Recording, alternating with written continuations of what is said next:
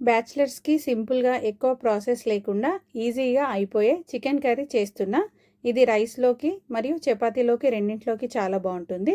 ఓసారి ట్రై చేసి చూడండి. హాయ్ ఎవ్రీవన్, నేను మీ Sandhya Rajender. Welcome to my channel.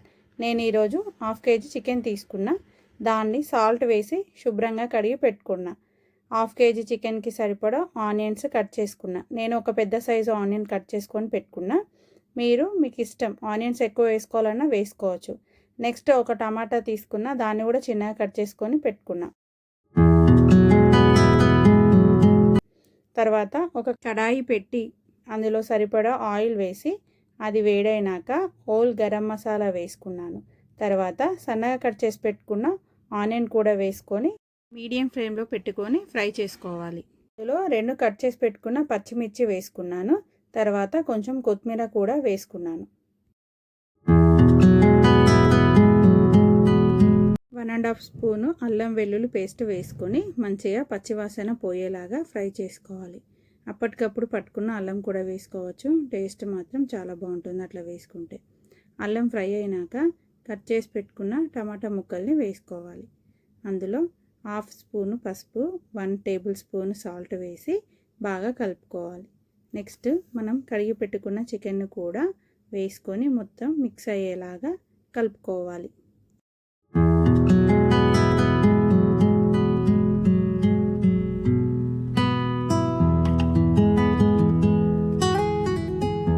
Chicken మంచిగా మిక్స్ అయిన తర్వాత దాని మీద ఒక మూత పెట్టుకొని ఒక 10 నిమిషాలు కుక్ చేసుకోవాలి.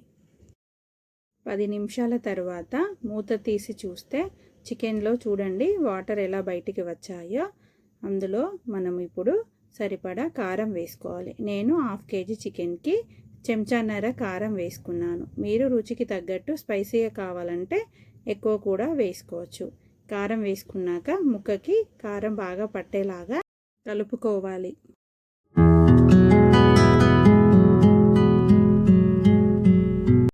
కొంచెం కొత్తిమీరను వేసుకొని తర్వాత మూత పెట్టి కారం మంచిగా చికెన్తో పాటు ఉడకనివ్వాలి.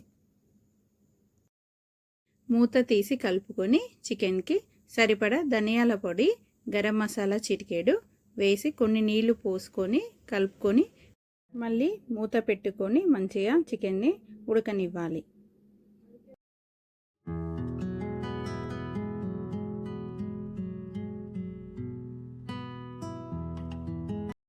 చికెన్ బాగా ఉడుకుతుంది కదా, ఇప్పుడు మనము గ్యాస్ను ఫుల్లో పెట్టుకుందాము.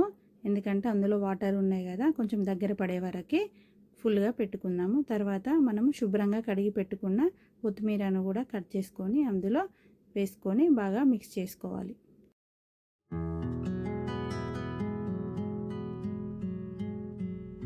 అంతే, ఎంతో టేస్టీగా ఉండే బ్యాచిలర్స్ ఈజీగా చేసుకునే చికెన్ రెడీ. మీరు ట్రై చేసి టేస్ట్ ఎలా ఉందో కమెంట్ చేయండి. ఈ వీడియో మీకు నచ్చితే లైక్ చేసి షేర్ చేసి సబ్స్క్రైబ్ చేయండి. మళ్ళీ మరొక మంచి సింపుల్ రెసిపీతో కలుద్దాం.